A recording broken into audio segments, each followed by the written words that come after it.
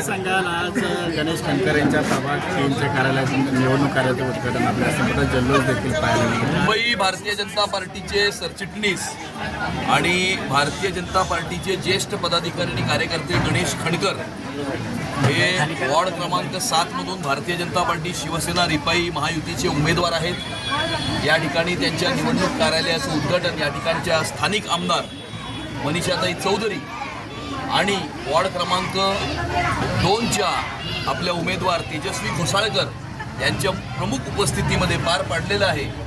आणि या ठिकाणी जो उत्साह या कार्यकर्त्यांमध्ये दिसत आहे आणि मोठा जनसमुदाय या ठिकाणी जो आपल्याला आलेला दिसत आहे, मोठ्या फरकानं मोठ्या मताधिक्यानं गणेश खंडकरजी यांचा विजय निश्चितच होईल.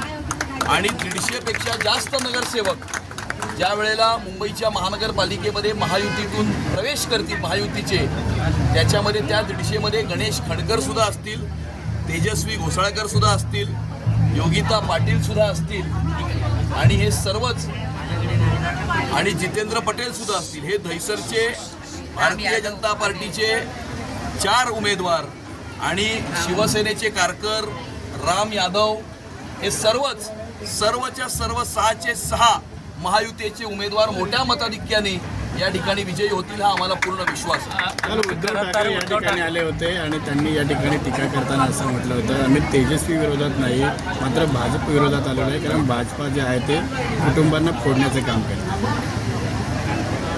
उद्धव मामू काय बोलतात याच्यावरती मला काही जास्त भाष्य करण्याची आवश्यकता नाही, परंतु कुटुंबाला फोडण्याचं सोडा, त्यांनी हिंदुत्वाला छेड दिलेली आहे आणि त्यामुळे हिंदू हृदय सम्राट शिवसेना प्रमुख बाळासाहेब ठाकरे यांच्या हिंदुत्वाच्या विचारांना तिलांजली देऊन आज उद्धव मामू हिंदुत्वाचे नाहीत, पण उद्धव मामू कोणाचे, तर उद्धव मामू हे हारून खानचे, उद्धव मामू हे बॉम्बस्फोटातील आरोपी इक्बाल मुसा उर्फ बाबा चौहानचे, उद्धव मामू हे पाकिस्तान जिंदाबादच्या घोषणा देणाऱ्या रशीद मामूचे, उद्धव मामू हे मॉलेस्टेशनचे आरोप असणारे आणि फोर्जरीची केस असणाऱ्या चंगेज मुलतानीचे, आणि उद्धव मामू कोणाचे, तर भारत तेरे तुकडे होगे इंशाअल्लाह इंशाअल्लाह अशा प्रकारच्या घोषणा देणाऱ्या उमर खालिदचे. आणि त्यामुळे उद्धवजींपासून उद्धव मामूपर्यंत हा जो प्रवास आहे, हा प्रवास त्यांना खूप महागात पडलेला आहे. याच्यामुळे 1947 नंतर हिंदुस्थानच्या राजकारणामध्ये असं कधीही घडलं नाही की एखादा व्यक्ती एखाद्या राज्याच्या मुख्यमंत्री पदाच्या खुर्चीवर बसलेला असताना त्याचे 90% जास्त आमदार सत्तेला लात मारून त्यांना त्यांच्याच पक्षातून बाहेर काढतात. असं एकमेव उदाहरण स्वतंत्रतेच्या नंतर हिंदुस्थानामध्ये आहे आणि ते उदाहरण हे उद्धव मामूंचं आहे. आणि त्यामुळे हिंदुत्वाला सोडून हिंदू हृदय सम्राट बाळासाहेब ठाकरे यांच्या विचारांना सोडून आज त्यांच्या जाहीरनाम्यामध्ये मराठीचा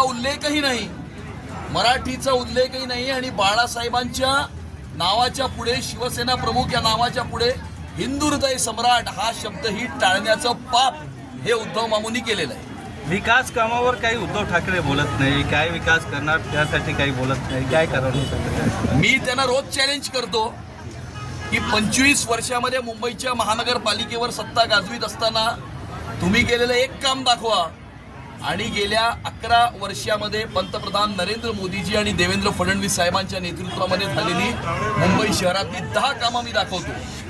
अजूनपर्यंत त्यांनी केलेलं एक कामही दाखवू शकले नाहीत. आणि आता आम्ही त्यांना सांगतो की पुढे 5 वर्षात काय करणार हे तरी सांगा. मग काल काहीतरी एक खोटानामा त्यांनी जाहीर केलेला आहे, त्याच्यावरती आमचा प्रश्न असा आहे की हे करणार ते करणार असं म्हणाले, पण 25 वर्ष मुंबईच्या महानगरपालिकेमध्ये बसून हे का नाही केलं, हा आमचा त्यांना सवाल आहे. थँक्यू.